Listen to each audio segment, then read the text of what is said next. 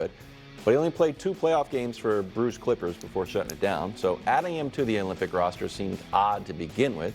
Yeah. Here's Clippers executive Lawrence Frank's take. It was USAB's call, and I was, quite frankly, very disappointed with the decision.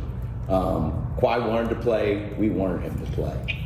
I was there the first 2 practices. He looked very good. Participated, was a full participant in everything that they did. I wasn't there for the 3rd practice, where ultimately that was the point where they decided to go in a different direction. You know, I expressed to them I really wish that they would have given Kawhi more time. Huh. Your reaction, Brew? Well, it's important for people to know the rule with USA Basketball is an NBA team cannot keep a player from playing. So the Clippers could not come out and say, we don't want Kawhi playing, and then they take him off the team. You can't. So technically, he has to say it's Team USA's decision, all right? Outside of that, I'm calling hogwash on what Lawrence Frank said. Oh, okay. Wow. I think what this is appeasing your superstar player. Yes. And saying what Kawhi wanted to play. So Lawrence Frank isn't going to come out and speak against that. So he's just backing it up. But here's why I'm calling hogwash. If you're a Clipper player, a Clipper fan, a Clipper executive, coach, whatever, why in the world would you want Kawhi Leonard playing? Patriotism?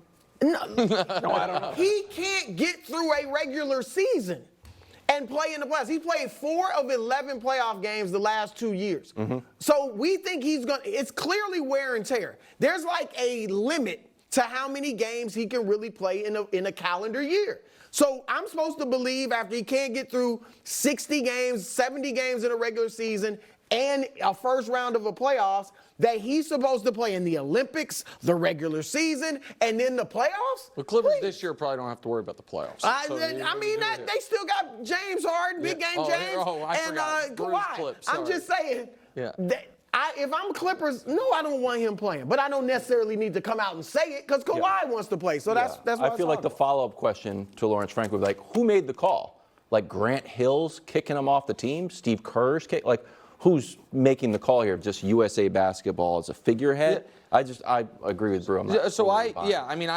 literally wrote down the Clippers should be thrilled that this isn't happening. I also have never seen a team, an organization, more enraptured by a player who hasn't done anything for them than the Clippers seem to be with Kawhi. Yeah. Like, people can say, oh, LeBron runs the Lakers. He may or may not. But the second year there, delivered them a championship. You know what I mean? And he's LeBron James. And so I'm not acting like there aren't a lot of examples of players having outsized juice on an organization. But usually, that's a legend with that organization, or a player who has the chance, I might leave the organization, or a player who has delivered championship or championships for an organization. Kawhi Leonard, and I don't really blame him for this, but the reality is, his Clippers tenure has been a massive disappointment.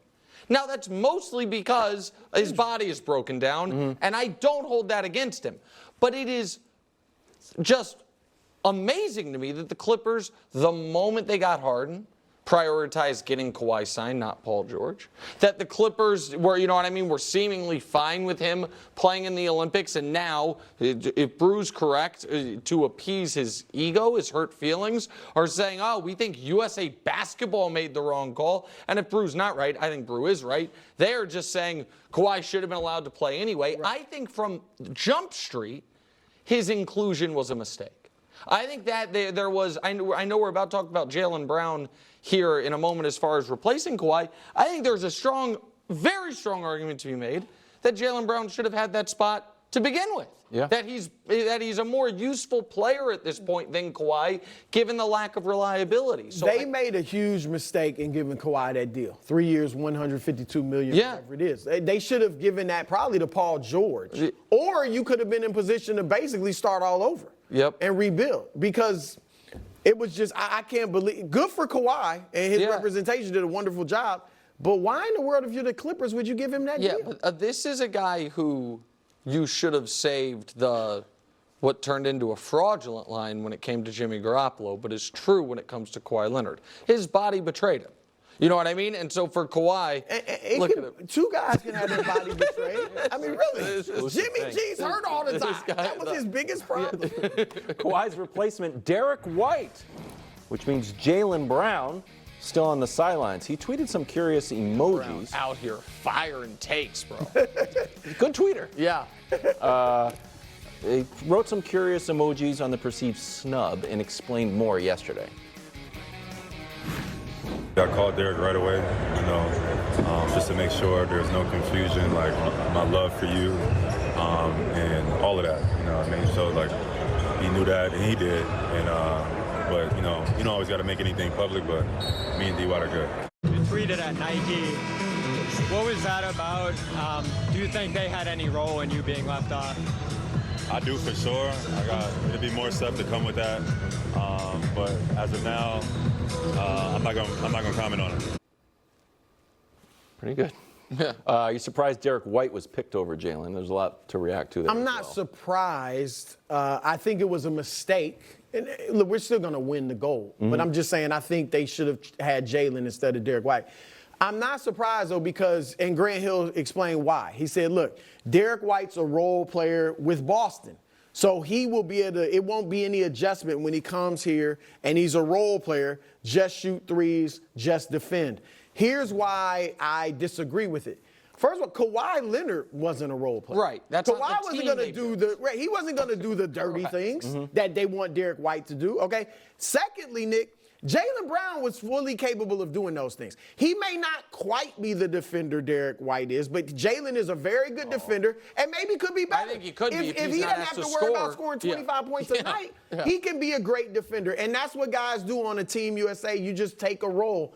Some of the guys do that, and I think he would do it. And three-point shooting, they got the same career three-point percentage. Now, maybe White right now is a little better, but Jaylen's a capable, obviously, three-point shooter. So they definitely should have had him on the team. I'm glad he called Derek, and as teammates, they squashed it. There's no issue.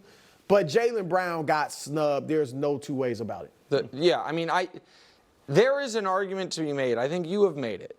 That the proper construction of Team USA is like 7 stars, 3 dirty work role player types, and then 2 Bazemores. Like, you know what I mean? Guys that are just bench mob, good vibes, but that's not the archetype this basketball team went for. They just went superstars across the board. So you can't then have one of them injured and be like, actually, the best replacement is a dirty, a role player, because that's not the way they were going. And so, I think it's kind of ludicrous. I don't know enough about the inner workings of Nike and shoe company politics to know whether or not that's real. I do want to say this, though. Because people think I don't like Jaylen Brown because years ago I mocked Danny Ainge the extension he gave him and sent out because I was wrong about how good Jaylen Brown was going to be, and I consistently pick against the Celtics. I've got just about more respect for how Jaylen Brown carries himself than almost anybody in the league. Right. He seems fearless. Yeah. He seems like a man that is going to stand on what he believes in, fully confident in who he is and feeling like at this point, I'm not saying I'm untouchable, but I'm saying I'm the finals MVP and I have the biggest contract in league history. So what are you going to do? I'm going to just be honest. I think that's dope. I think everything he's done as far as like who he is outside of just being an awesome basketball player is super cool. And look, he's been critical of Nike in the past, and I don't think they wanted that on the international stage. Yeah, but how much Nike's got that much sway? I'm just saying, I'm sure they